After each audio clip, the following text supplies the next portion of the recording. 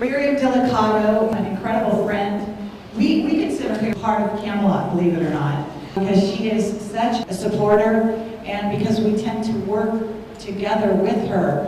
As we do several of our witnesses, it's an amazing dynamic. There's such teamwork happening. We would also include David Wilcock and George Green, and actually almost everyone who's speaking at the conference becomes sort of someone that we are working with, someone we go to ask advice on different matters, someone who has their own sort of agenda that we're trying to support as well. And in Miriam's case, she's working with indigenous people, as you may know, to bring peace to the planet, to also make people aware of various things. And I'm not going to speak for her here. I'm going to let her do that. But I want to say that that she's an amazing personality as well as a spiritual being. And I honor her as my colleague and friend, a dear, dear woman to me, and I'm just very grateful that she's alive today. There have been efforts to take her out. I recently did an interview with her. It's quite short, it's about a half hour. During that interview, the tape and the film, I wasn't touching the camera, I just focused on her and stepped away. It was hit by some kind of scalar weaponry over and over and over again. It's an amazing thing that certain of our witnesses, the powers that be, whether they be ET or whether they're using scalar weaponry and they're human, don't want you to hear what they have to say, and she's one of those people. So pay close attention because she says things they may seem very sort of every day, and yet she has a certain way of speaking. It's an interesting phenomena, and suddenly what seem like plain words will take in new import. So I want to welcome Miriam Delicado. Thank you. Thank you.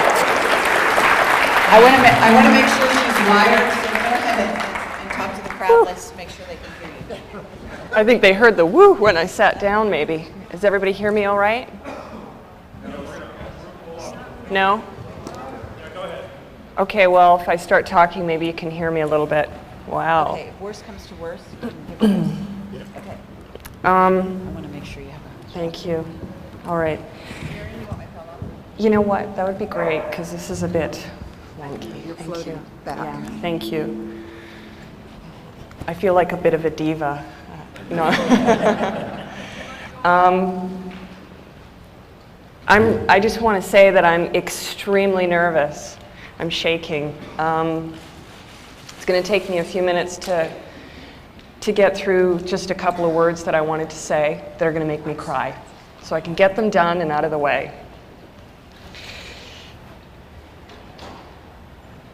First of all, I want to talk about Carrie and Bill. And I want everyone to really just look around the room and see what extraordinary people you're sitting next to from all around the world. Conferences are everywhere.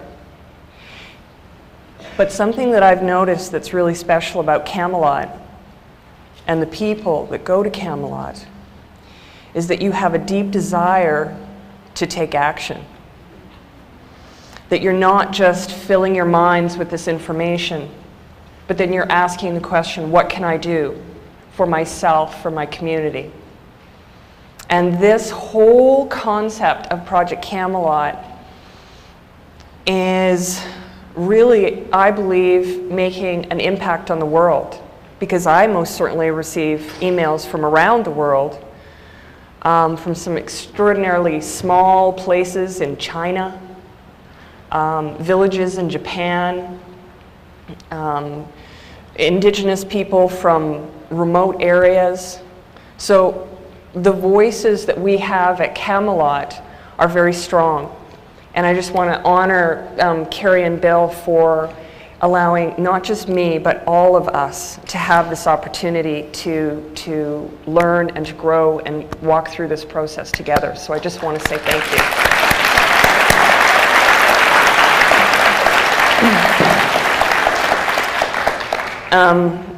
The second thing I want to share on a really personal note is to talk to you about my car accident. Something very significant happened in the week prior and the days prior to that car accident, and to me it was not a quote accident. It was not. In saying that, I had this happen, and it was very shocking to me because it came out of absolutely nowhere. I had no precognition that anything was going to happen. And so when Carrie and Bill found out, they called me from Europe. They then got on the phone almost immediately and called people in Los Angeles to come to my side. I couldn't walk. I couldn't walk. I couldn't get out of bed. I couldn't do anything. And I know so many of you are asking me about this, and it's been very difficult for me. But I wanted to tell you something really remarkable that came out of that, because I was really concerned for myself after the accident. And Carrie and Bill swooped in. They sent people to my side, and they put me on their radio program, and immediately people were sending me healing energy, which I was asking for. They were sending me strength, and they were sending me protection. So I feel just overwhelmed with gratitude to all of you, because 2 days, by the time 2 days rolled around after that, after everyone started sending all of these emails and messages to me and healing, and the healers walked in, I got up and I got out of bed and I walked out of that room that I was in, where I had stayed in bed for 5 days. I couldn't get up. I'd slept the entire time. It was like I was in a total daze in another world. I barely remember it. So you healed me. And I still have a few problems, but it kind of, that whole situation rolls me into why I'm here and what I want to talk to you about. And that is the power that we have in coming together, which is the blessing that I always have in my life, of how I get to observe what happens when people make a decision to come together. So I just wanted to say thank you to all of you and tell you that from this point forward, I'm doing well. And I thank you for all of your support.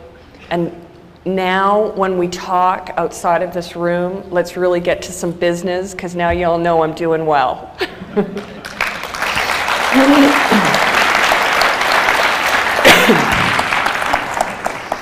So I'm hoping that most of you have watched the Project Camelot interviews that I've done. And you are aware that I have had extraordinary ET contacts for most of my life, and that I still have those contacts up until the present day. So I'm going to share some things with you that I haven't shared publicly up to this point. I only have an hour. I never write down a speech or know what it is exactly that I'm going to talk about before I walk into a room, so hopefully I'll stay on track. 21 years ago, when I was taken on board a craft in the physical body, I was physically taken and walked on board a UFO. This really amazing knowledge was imparted to me about how we were all connected. And you know, these are simple words. We are all one. If you were to sit down and meditate for the rest of your life on that one sentence, we are all one, you would still never fully understand the concept that we are all one. So people write books and they make it complicated, and they say we're all one and we're all connected and, you know, all of these things, and they make it complicated.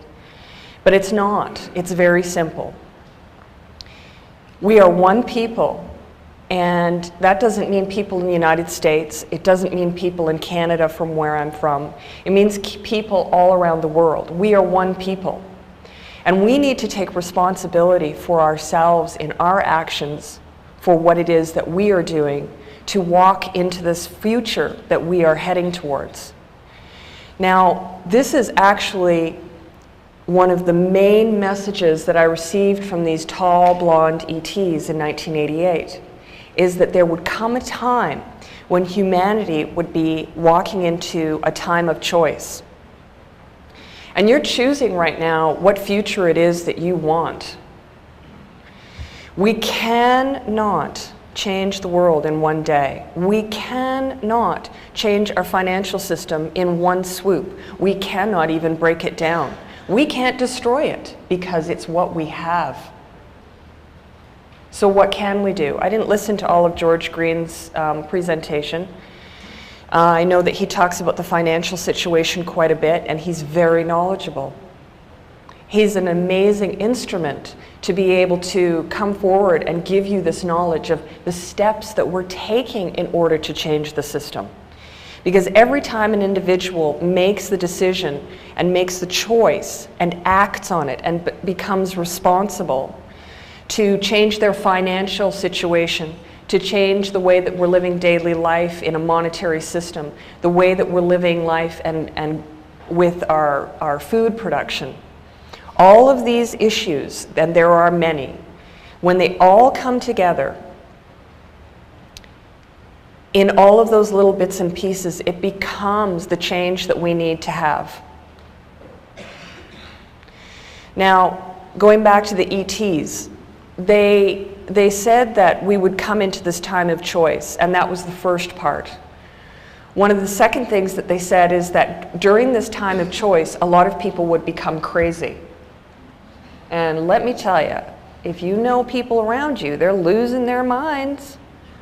And I'm going to tell you why they're losing their minds. And it's going to get a little bit technical. When I take responsibility for myself, I basically raise the vibrational level of my physical body and my spiritual body combined. Those two things, when I walk out into the world, and I'm walking around here at the conference, and you maybe walk up to me and you feel something, that's that energy that I'm letting flow through me. And you do it as well, every single person does.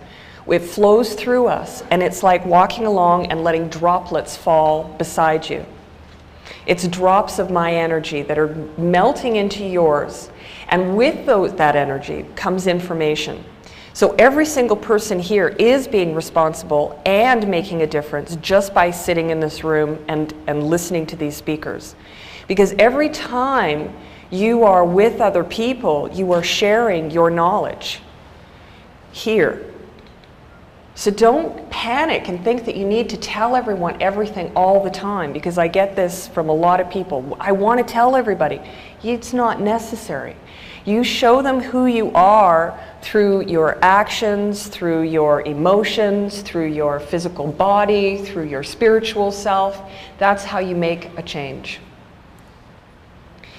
The reason that people are going crazy is because if you have a person who is not willing to make this change along with us, who wants to stay in a really materialistic world and wants nothing but 5 cars and the super mansion and so forth, well, they're not going to be accepting this energy very well, and it's going to drive them a bit mental.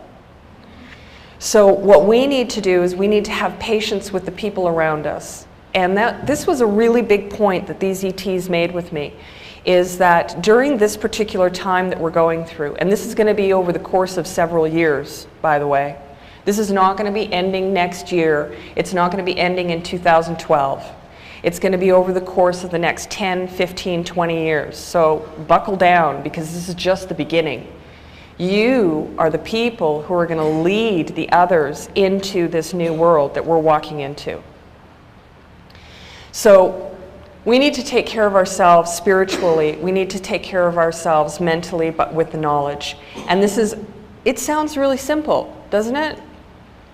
But it makes a huge impact. I know in my own personal life, which is the only thing that I can talk about, is even if I walk into a room, people know that I'm different. I don't have to say a single word. And eventually, when they find out that I've had these contacts, and prior to me being forthright with people about my contact, with my psychic abilities that I have, which are extensive, they would say, "Oh, I knew there was something really weird about you." I just, you know, and they'd go on, and they said, "Man, now it all makes sense." So, this is a very important point, that the ETs need people to understand that it is a personal responsibility of the soul that we need to first and foremost address in order for us to make an impact. 21 years ago, I'm on board this craft. They tell me, they said, one day there are people, a particular group of people that I will find, and that when I do, I will know what to do. And I did find those people, and they're very special people. And I don't talk about them very much, but they are the Hopi. And I know that the Hopi are only one of these very special people on the planet, one group of them within the indigenous community. And these individuals, their physical bodies may have been born here and have come from here, but their actual DNA and structure and forms of the human body came from what I call the last world. If you would like to call it Atlantis, or if you would like to call it Lemuria, or so forth, you go ahead. I'm not going to get into it, because you know what? Quite frankly, it is not important. What is important is that these people, these indigenous people from around the world, when they originally came to this world, were the first people on this earth. And that they were allowed to come here because they were given an opportunity to come. They were asked, "Do you want to come and be taken off the planet while we cleanse it of this negative forces that have taken over?" And they came, and they're the stewards of this land, this earth. They are the caretakers, the original caretakers. If people understood how much struggle these people have around the world to maintain what it is that they have. Yes, they live in poverty. Yes, and I'm not talking about Hopi, I'm talking about everywhere.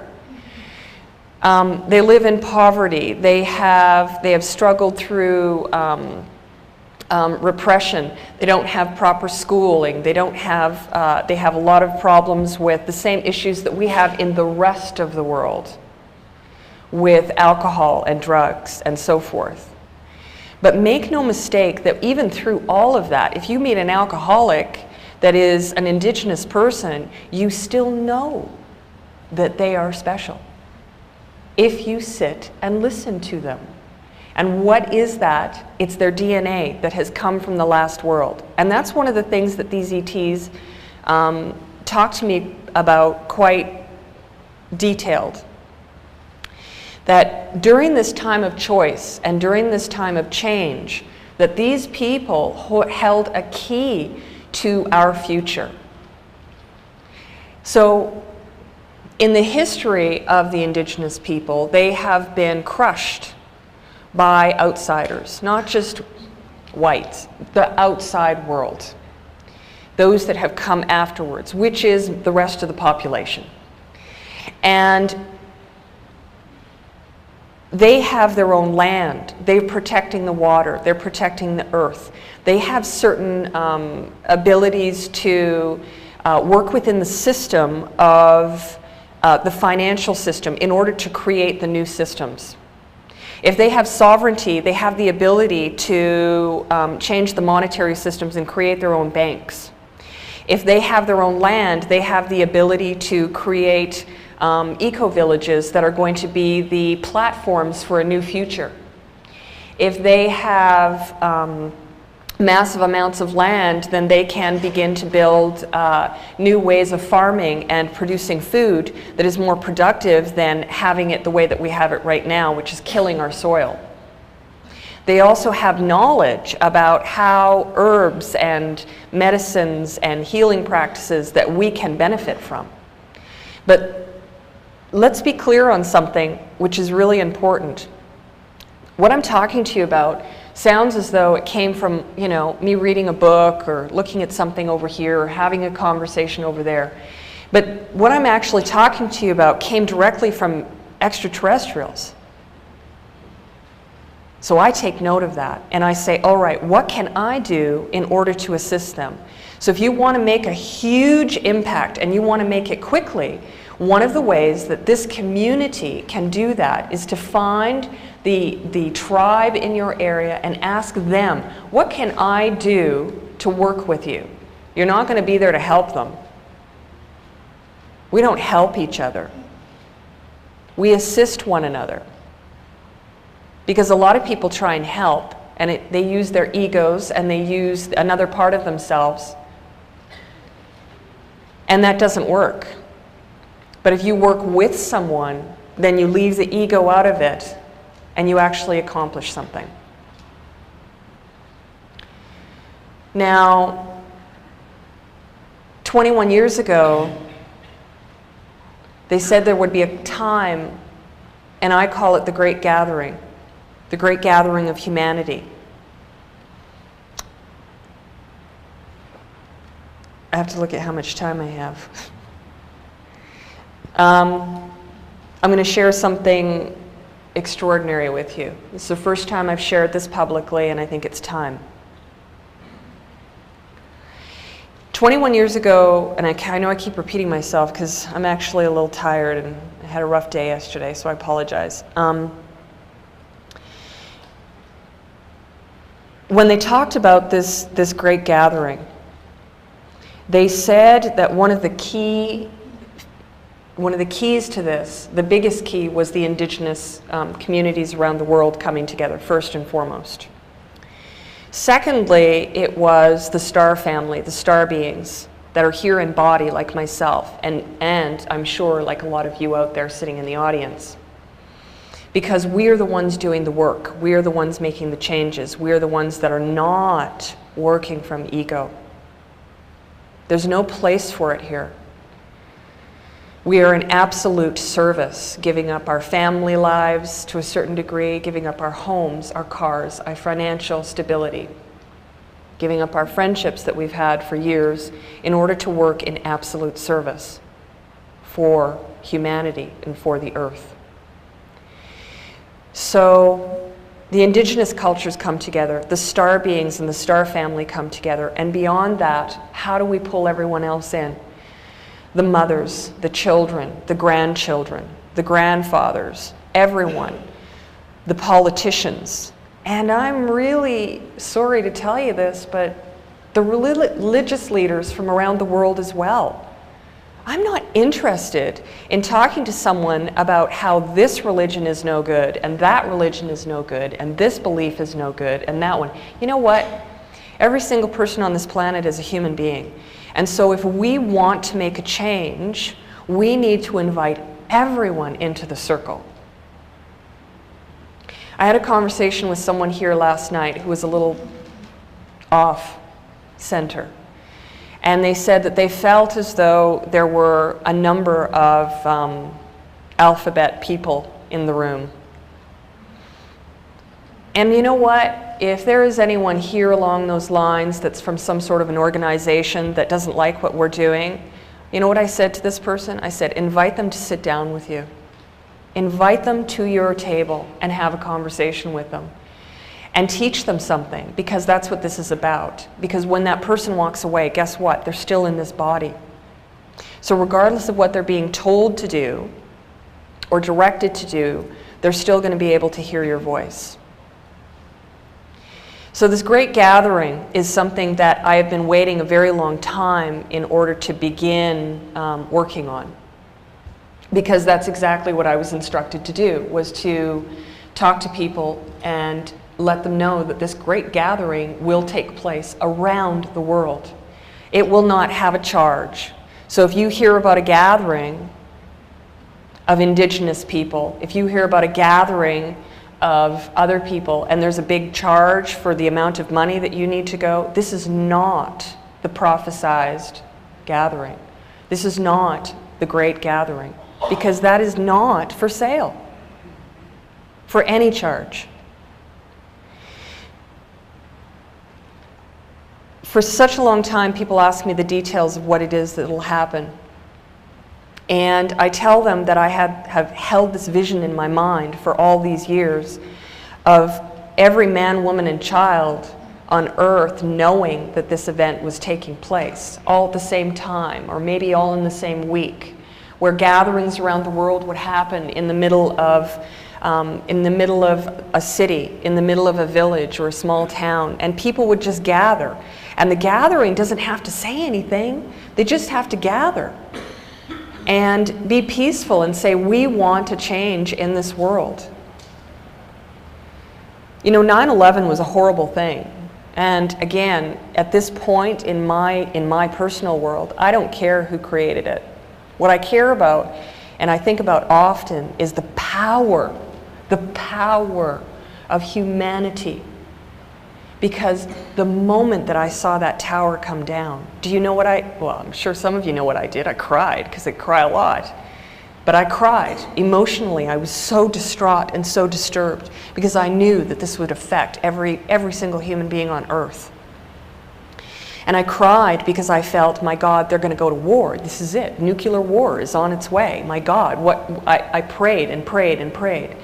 And then gatherings started happening around the world, and it was like a vigil. And I believe I felt a change happen because my first absolute intuition was absolute war, worldwide war. And then as soon as the gatherings started happening around the planet, I thought, oh, thank God, because it means that these politicians are going to get the message that nobody wants this big war, that it's not going to be accepted. And it's not. And it wasn't. So we minimized the impact on ourselves by creating those gatherings around the world. And I know this. For myself, I know this. About a year and a half ago, in January of 2008, I was instructed, I had a telepathic communication with my ETs to meditate, which I finally did. After about 3 days, I finally had the time to sit down. And I meditated, and they came to me, and they were very, very, very, very clear. And they said, they wanted me to do something specific, and I apologize for being cryptic, but I'm often cryptic for reasons. They actually asked me to make something. And I said, okay, what, you know, and I'm in this meditation, and they said, we want you to look at something over here, and then we want you to make it. I said, okay. And the tall blonde was standing right in front of me, and I was sort of, you know, in this astral world, not really paying attention, you know, going, oh, okay, I'm here, what do you want? And I had to get back out, because my mother needed me. And they said, no, pay attention. And it was like I blinked, and then the tall blonde was standing on my right, and this object was sitting in front of me. They said, make this object, and they gave me some instructions with it. They said that it was time for the Great Gathering to begin, that the foundations of it need to be started. So I said, all right. I came out of the meditation. They said, when you return, you must write this down immediately.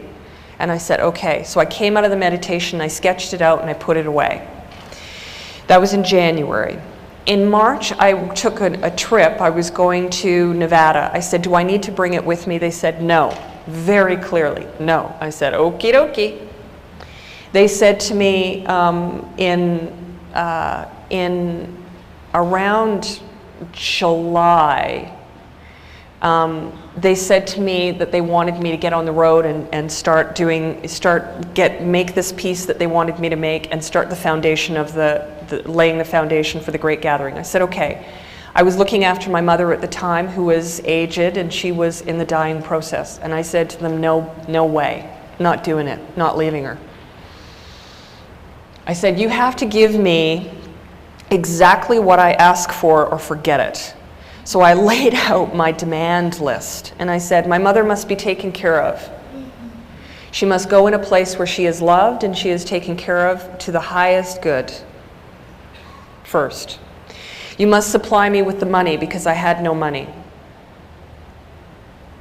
You must find someone to make this piece for me because I cannot do it on my own.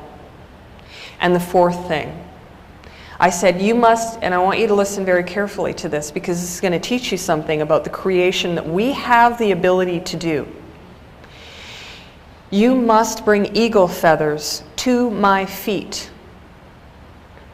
I demand a physical proof that what you are asking me to do is true and correct, or I will not do this.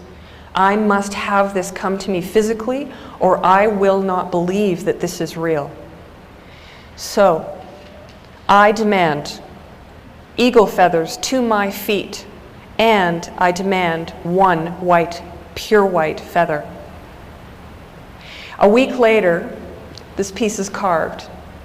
A week later, won't get into all the detail, a carver, I ended up at his house. No idea that he's a carver. Went to his house for some strange reason, walked in the door. After an hour of conversation, he said, I don't know why you're here. I said, well, I certainly do. He said, can you tell me why? And I showed him the piece, and he began working on it immediately. 2 days later, a stranger PayPal'd $800 to me. Then they PayPal'd another $800 to me. I had $1,600 in my PayPal in a week. Someone called and said, we've got a bed for your mother. She has to come immediately. I called an ambulance and took her to the hospital, where she was absolutely loved and taken care of extraordinarily well. And the last thing is I walked out of my house to go and water my garden. And I'm going to stand up for this. And I had to go and water the garden. So I pulled the hose, and I pulled it because I had to water something in the far corner. And I pulled it, and it was like, you know, jarring on the hose.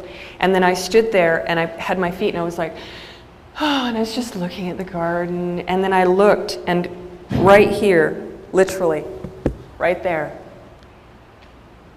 7 eagle feathers. 7 eagle feathers. Can you imagine what went through my mind at that point again? But not only that.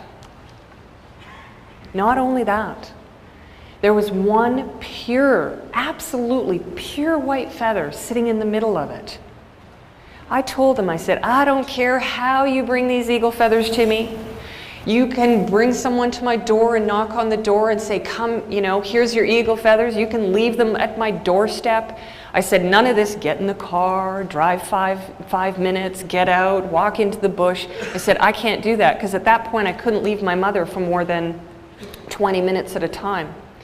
So I said, you must bring them to my feet. I said, have one of them fly over and drop them in my yard. I don't care. So the point is that these ETs are still with me, and they are very, very strong. But where did this go? And I'm getting up to walk around because I can't sit still anymore, so hopefully. Here's what happened.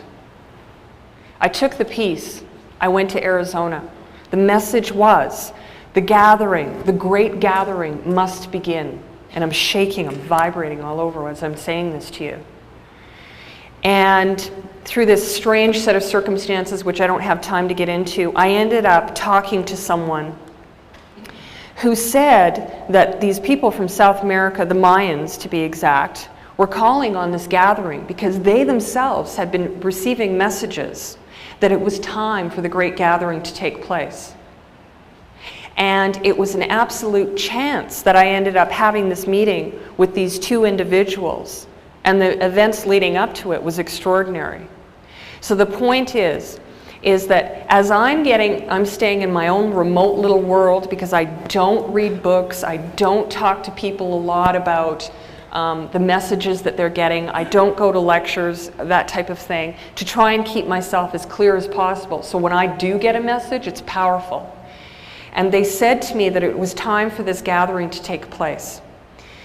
The ETs are making contact with people around the world and giving them these messages. They're saying it's time that these possible cataclysms, these possible earthquakes, volcanoes, you name it, solar flares may come. But I really want to stress something to you. We have the ability as a human being to stop all of that. We have the ability to create with our minds what we want.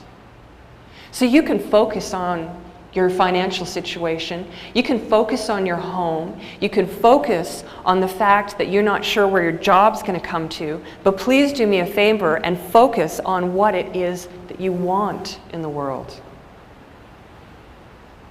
It's not going to be about money, it's not going to be about power, it's going to be about the human being again. So you need to focus in on the heart and know that we're moving back into that time. And I'm so grateful that people like George Green are taking charge of things that I have no ability to be able to talk on. And that's the great thing also, is that each person that is coming forward right now to speak has a piece of this puzzle.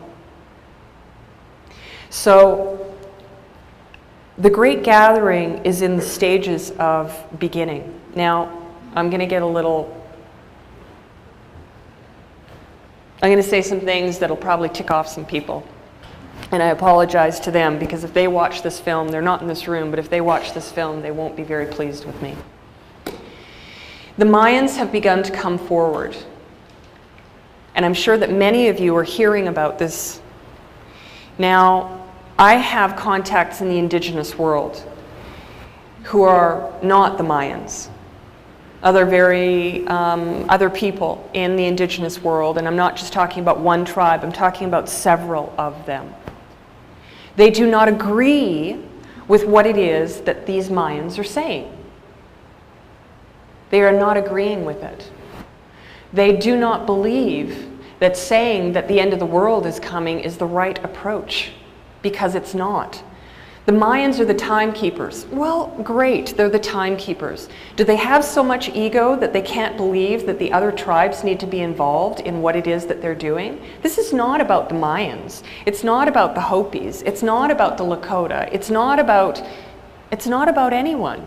What this is about all of them coming together, and coming together in unity to be able to have this gathering, so that we can create this flow of change. So when you're listening to things that are coming out right now, today, right now, from the Mayans and from others who are talking about that, I want you to hear my words. Because if they want to speak, and if this person, these individuals choose to speak, allow them to do so. But understand that they are not speaking for anyone other than themselves, and they are not in the consensus of all of them for their information. And I thought for a very long time about this, about whether or not I should say something or not. But so many people have contacted me with fear about what these Mayans are saying, and this has never been the intention. So they may have this contact with these beings. They may have a contact through spirit, because they did get the message that it was time for the gathering. But then in my own personal view, not in the ET view, but in my personal view, there's other issues getting in the way of them being able to be as productive as they should be or could be, to be as positive and create the change that we need to have. So my ET contacts are still very strong, and I am blessed by them. I don't see them every day. I don't talk to them all the time. I follow the instructions that they give me, and I try to share my insights, my knowledge, my spiritual self, in order to bring some sort of understanding to other people, that there's a vast amount of areas that I can talk about. You want to talk about the science? I can talk about the science. You want to talk about the I better stop moving around for the cameraman. Sorry. You can start talking about, I can talk about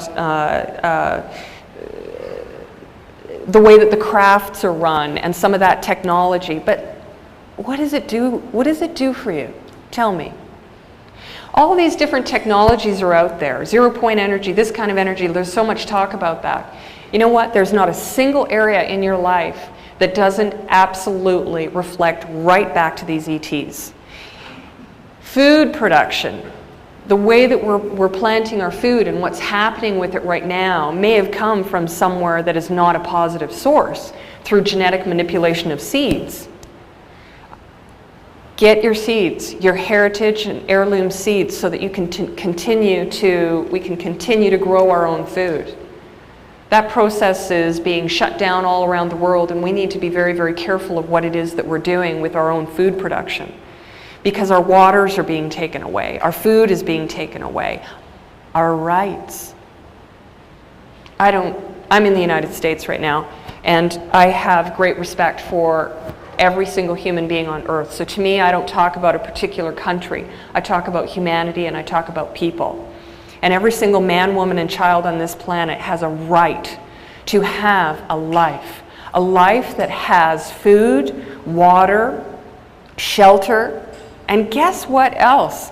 Joy and happiness and love. What is wrong with us? I recently took a trip to Africa. And I don't know how many of you have seen that movie, District 9.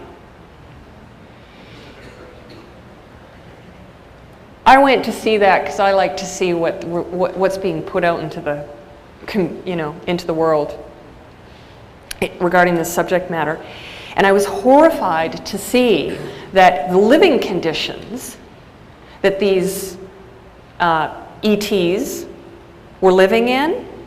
Have you been to Africa? Guess what?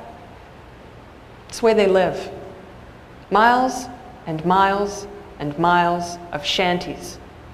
Not a store, nothing, absolutely nothing. So when you're looking at that, what are you looking at? You're looking at the human being. You're looking at the condition of a human being. What is wrong with this world? I can't change the world in a day. I can't change the attitudes of an entire planet. But collectively, as more and more people move into this circle, it starts to spiral and it starts to move. We start to understand that the money that we currently have, if you have $50,000 sitting in the bank, instead of saying, yeah, I'm going to buy a car and I'm going to get a little Maserati, actually it probably isn't enough for that, is it? I don't know. But if you have that if you have a lot of money and you're thinking about that, I'm going to tell you that you're still thinking the wrong way. Think about what you can do to your home to help the environment. Think about what you can do in your backyard to plant some food so you don't have to do it. Think about what you can do to your car for your biofuels. And I'm not talking about corn crop biofuels because there's new technologies out there that we all need to get on. What we need to take action in any way possible. And we need to take action together.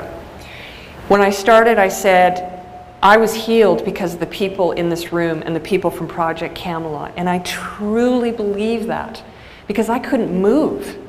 I could barely move. I couldn't even hold the phone talking on that interview with Carrie and Bell. I had to kind of put it there and put the pillow up and hardly, I couldn't even hold the phone. And I got up and walked. So the Great Gathering is coming. And what I'm going to say to you is watch for it and watch for your part in it and how it is that you can help. Now, a lot of people have been contacting me because I put that video out on Project Camelot. And two things. First of all, I'm putting a whole new website together and there's going to be constantly new things coming up on it over the course of the next week. And it's going to be getting bigger and bigger and bigger. So please go and check out my website. To find out what else you can be doing, because it's going to keep expanding. Secondly, I want you to know that what you can do is you are already doing, and that is network, network, network, network, network.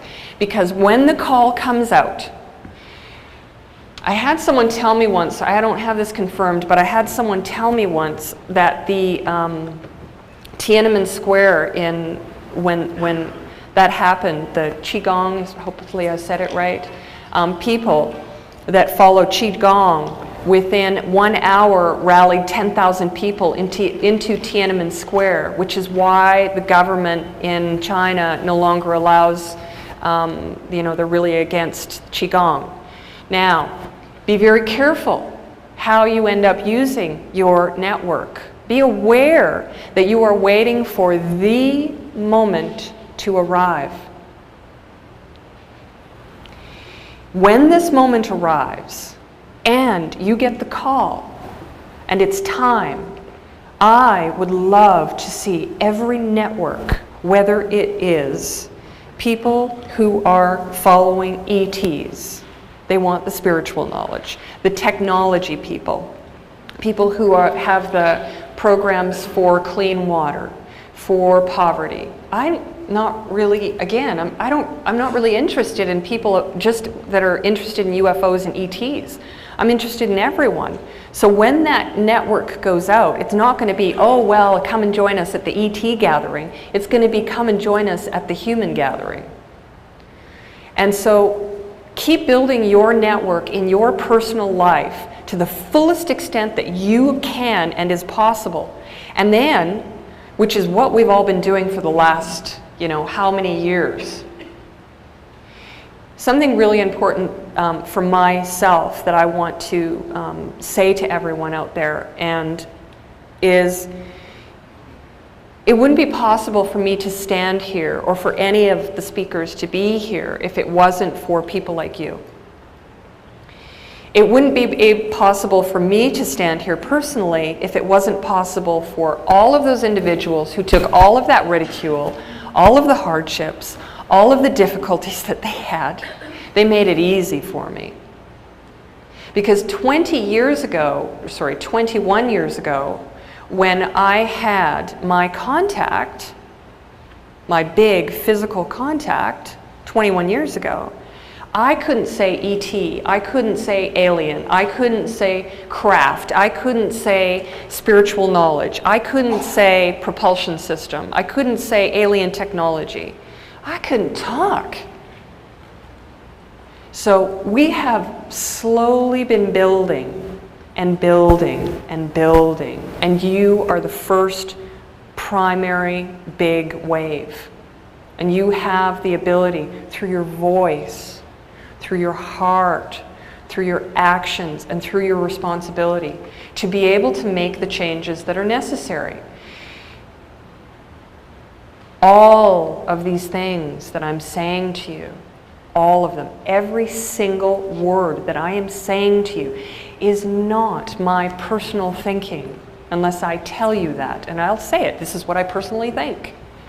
These are the messages that were given to me by these ETs. Direct messages. I wish I could take myself and put them into each person just for like 5 seconds, plop back out again. Because man, I'm telling you, we'd be on fire if we did that. So I'm working on a lot of different projects, and I want to also say thank you to everyone for assisting me, because if I wasn't assisted, I wouldn't be able to be here right now. And from my car accident, I don't know how I would have gotten home and gotten the care that I needed when I was here. My friend who was with me in the car accident is fine. He had a bit of whiplash. He's got a few issues with his back and neck still, and he's still in recovery as well. But he is feverishly helping me to get this new website going and do a number of different things. So I just want to say thank you to everybody for everything. And I don't know, I have no idea how much time I have left, but I want to know if any of you have a question.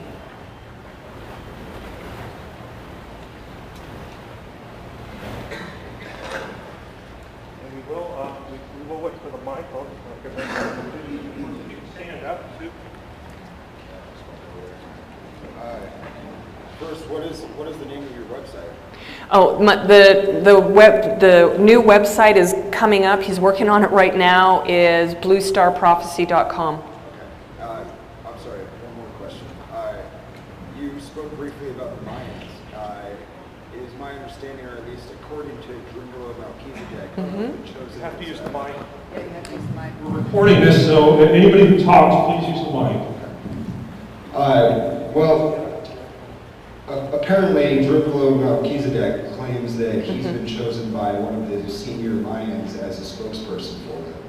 And I'm wondering, basically, if you have any comment regarding some of the stuff that he's been talking about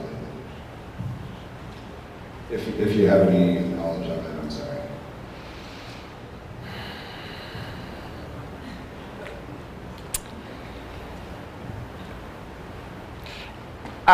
I have great respect for all Indigenous people, and the people that are coming forward.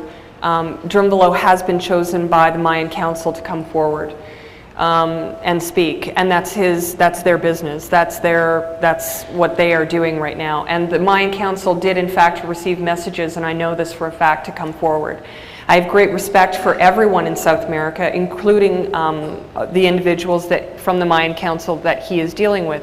However, if you hear the Mayan Council, or if you hear Drumbo, and I'm sorry, I'm going to be in some hot water over this, I'm sure, talk about other tribes, I'm not going to say that what he's saying isn't correct. What I'm going to say is use your discretion, because the Mayans themselves are speaking on behalf of other tribes, and I know that these things are not correct. And I have to be careful as to how I deal with that. But it is a very big issue right now. Know this also, that there are many councils, from what I understand, of the Mayans. And that I have only heard the voice of one man so far, myself personally. And I don't need to be running around talking to all these Indigenous people, boosting myself up. You know, for myself. I don't need that acknowledgement. What I need to know is that they're willing to come together without ego, and again, without ego. So if you speak, sorry, let's look at you for a second. If you're speaking for yourself. If I'm speaking for myself. If the Mayans are speaking, I ask the Mayans to be respectful and speak for themselves. That is what I ask for from the Mayans or from any tribe. No, this is not about one. This is not about the individual, whether it is an individual collective or an individual self. This is about unity and the humanity and the heart of all of man. So this issue for me has been, extremely challenging.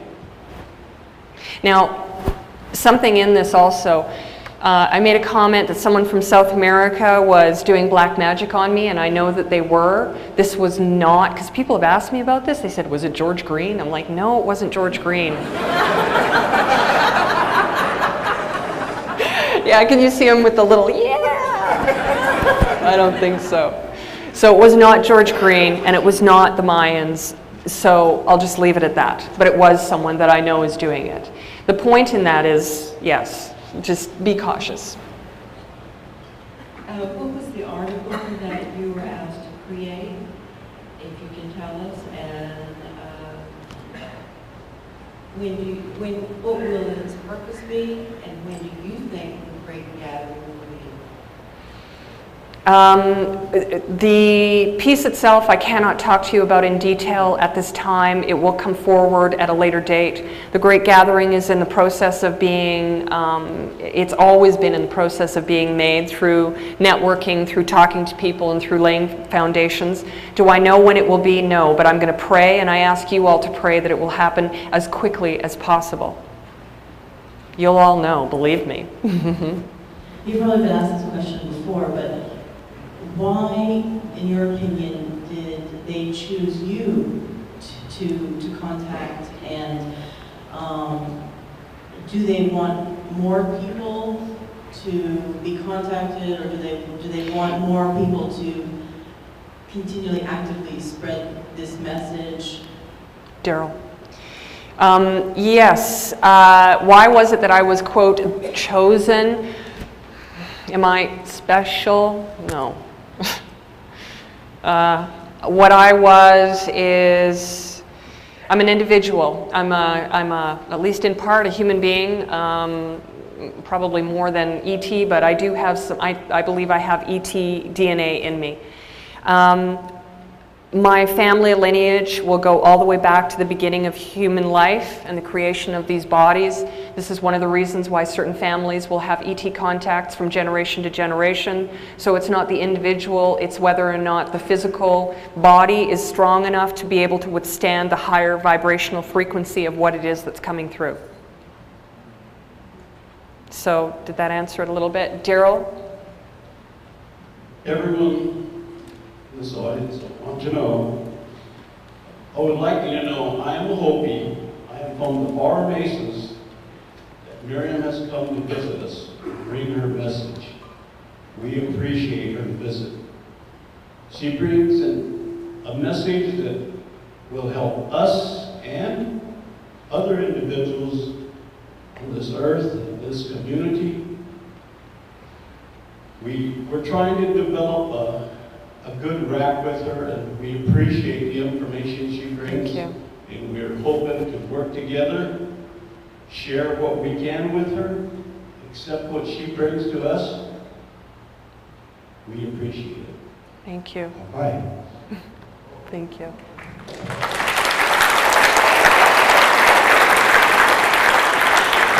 Quickly. I want to thank you for bringing your story forward, your great story forward. And in your book, you mentioned the appearance of a second son. And I was wondering if you could briefly comment on that symbol as it relates to the gathering. I was told that a star would appear in the sky for all of man to see. Nothing or no one would be able to hide its presence from the world, and it would be a sign to the people that the end was near. I believe, not any other group, I believe that the comet Holmes in last year was the appearance of this blue star. For a number of reasons, I do believe that it was the blue star that appeared, and that there will be other signs coming to us. And so when I know these signs, I will let you know. What it means is that we're in a window, a time of choice, and we have very limited, or sorry, I shouldn't say limited, we have a number of years, not months, but years before these great changes take place, if they do, because humanity has the ability to change any of these cataclysms that might take place. I have time for one more quick question. Yes, could you go into about meditation, like how would one go about meditating? Okay, meditation, I think that what the real question that you're trying to ask me, and you can just nod if that's correct, is how do you contact these ETs? Well, someone, I guess, I know y'all talking about meditation, that's the general. Okay, because a lot of people ask me about that, and Carrie and Bill are here. So when I meditate just by laying down, by sitting cross-legged, by sitting in a chair. I could be sitting across from you and I could be meditating. Honestly, meditation is being made something that it is not. Meditation is not about about sitting down for hours and hours and hours a day. It's about being productive with your meditation. Your meditation should be taking place all day long, every day. It should be within your heart that you actually meditate. So when you meditate, the only requirement is to be able to be comfortable, to ground yourself, protect yourself with light, and ask your guides to come to you, whoever it is that they happen to be. Now, for myself, in making contact with the ETs, just because I call on them doesn't mean that they come to me. They come to me when they can, because there's not enough of them to go around. But they are contacting you in a dream, in a vision, in a feeling, in many of these different ways. And they may be coming to you in your meditations and you don't even know it. So if you want to make contact, what I would suggest to you is that you continue to ask. And if you want to see a craft, continue to keep your eyes open. There's ways to be able to see things. And many people, not not a huge lineup, but a fair number of people who have been around me and spent time with me and truly listened to what I was saying to them and really paid attention to the fact that they need to keep their eyes open, have then ended up having sightings of their own that they know for sure was craft or orbs. So once you get to my website and everything's all up, I'm going to be doing videos about how you can do all this, because I want to get as much information as I can out here. And so, am I done? You're done.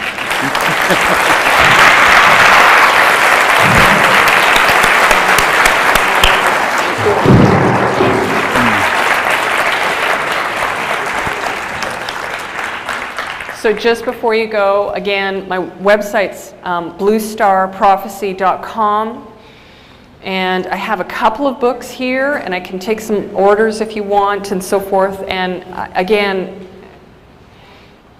whatever we can do in this community, I'm going to ask this. They don't even know I'm going to say this.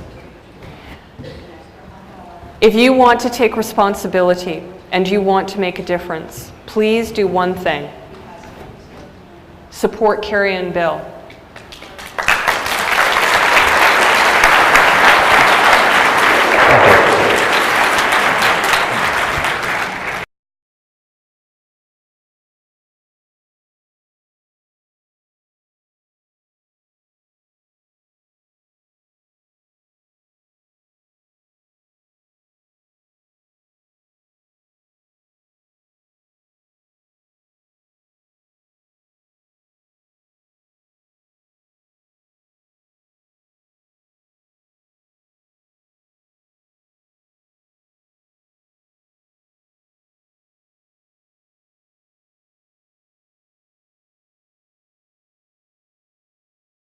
Close attention because she says things they may seem very sort of everyday, and yet she has a certain way of speaking. It's an interesting phenomenon, and suddenly what seem like plain words will take in new import. So I want to welcome Miriam Delicado. Thank you. Thank you. I want to make sure she's wired, so go ahead and talk to the crowd. Let's make sure they can hear you. I think they heard the woo when I sat down, maybe. Does everybody hear me all right?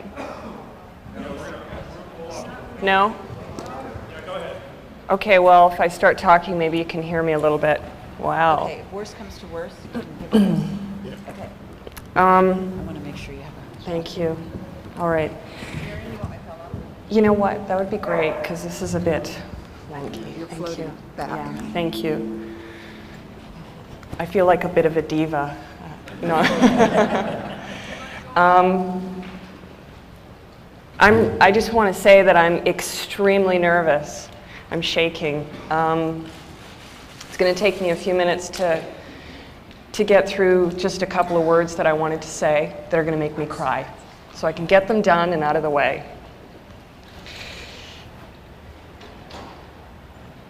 First of all, I want to talk about Carrie and Bill. And I want everyone to really just look around the room and see what extraordinary people you're sitting next to from all around the world. Conferences are everywhere. But something that I've noticed that's really special about Camelot and the people that go to Camelot is that you have a deep desire to take action. That you're not just filling your minds with this information, but then you're asking the question, what can I do for myself, for my community?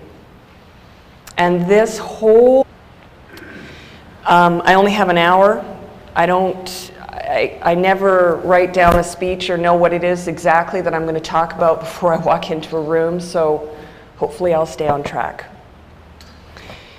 21 years ago, when I was taken on board a craft in the physical body, I was physically taken and walked on board a UFO. This really amazing knowledge was imparted to me about how we were all connected. And you know, these are simple words. We are all one. If you were to sit down and meditate for the rest of your life on that one sentence, we are all one, you would still never fully understand the concept that we are all one. So people write books and they make it complicated, and they say we're all one and we're all connected and, you know, all of these things, and they make it complicated. But it's not. It's very simple.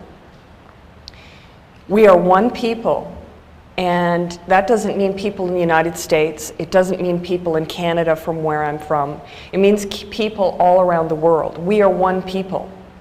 And we need to take responsibility for ourselves in our actions, for what it is that we are doing to walk into this future that we are heading towards.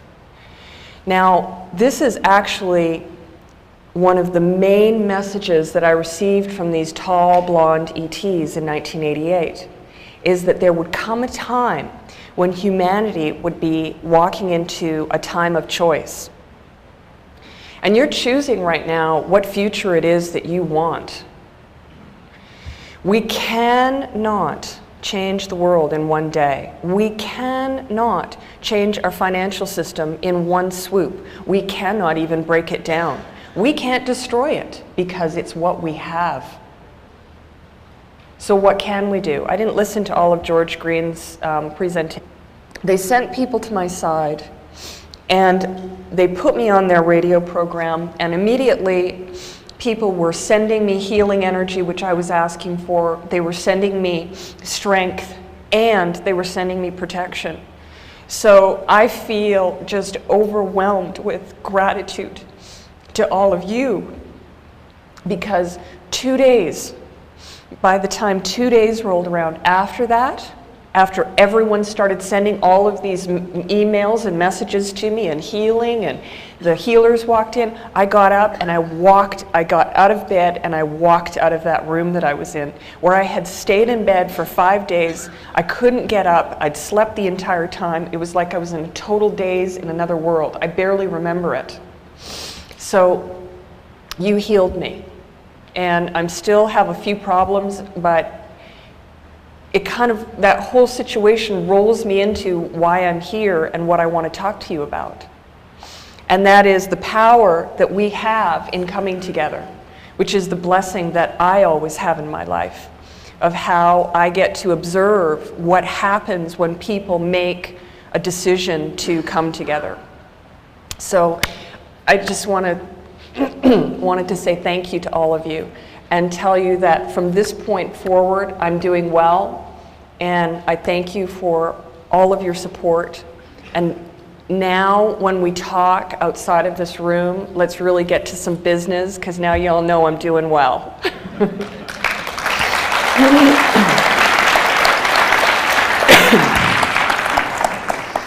So, I'm hoping that most of you have watched the Project Camelot interviews that I've done.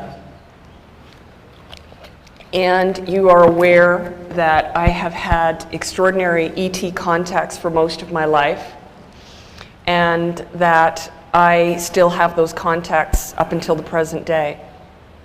So I'm going to share some things with you that I haven't shared publicly up to this point.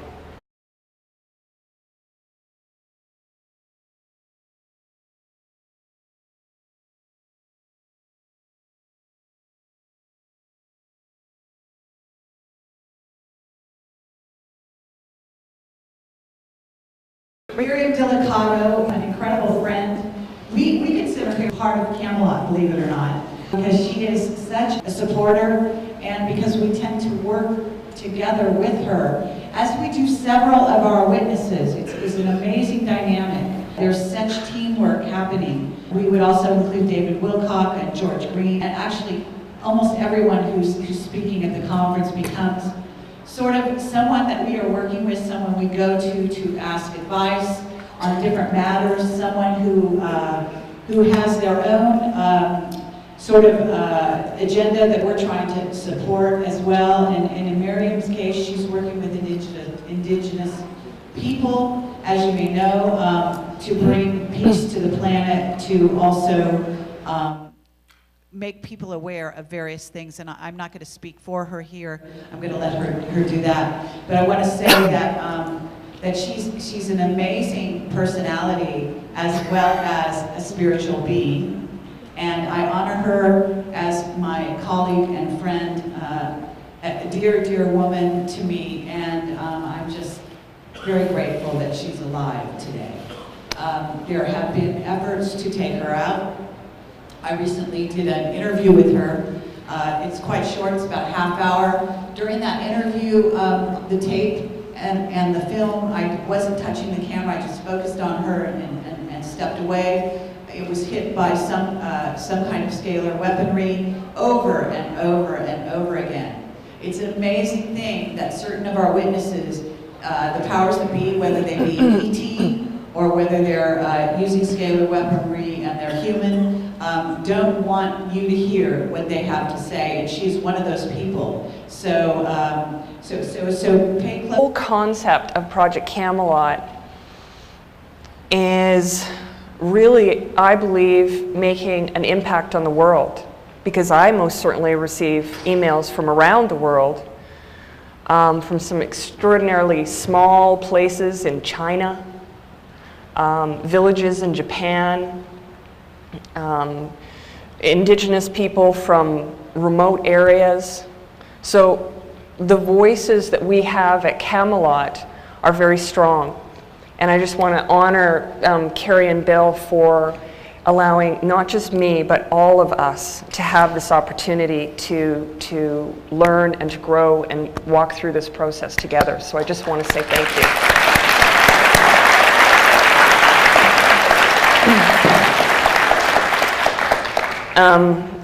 The second thing I want to share on a really personal note is to talk to you about my car accident. Something very significant happened in the week prior and the days prior to that car accident, and to me it was not a quote accident. It was not. In saying that, I had this happen, and it was very shocking to me because it came out of absolutely nowhere. I had no precognition that anything was going to happen. And so when Carrie and Bill found out, they called me from Europe. They then got on the phone almost immediately and called people in Los Angeles to come to my side.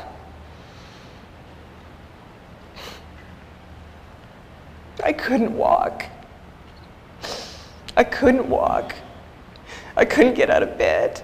I couldn't do anything. And I know so many of you are asking me about this, and it's been very difficult for me. But I wanted to tell you something really remarkable that came out of that, because I was really concerned for myself after the accident. And Carrie and Bill swooped in